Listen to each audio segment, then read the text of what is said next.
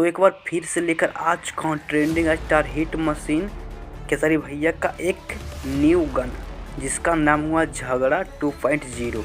तो ये गाना है जो आपको मिलने वाला है आज 7 बजे सारेगामा हम भोजपुरी ऑफिशियल चैनल पे।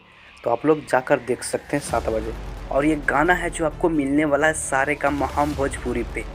और वही इसमें सिंगर की बात करें तो खेसारी लाल यादव है और नेहा राज है और फीट है इसमें क्यून सालिनी। और जो कि ये क्यून सालिनी है बहुत ही फेमस एक्ट्रेस हैं भोजपुरी की। तो आप लोग इनको भी थोड़ा सा सपोर्ट कीजिए। और हाँ दोस्तों, आप लोग जैसे ही आप लोग भोजपुरी कलाकारों को सपोर्ट करते हैं, प्लीज़ आप लोग हमको भी थोड़ा सा सपोर्ट करिए क्योंकि आप लोगों की सपोर्ट की ज़रूरत है हमको।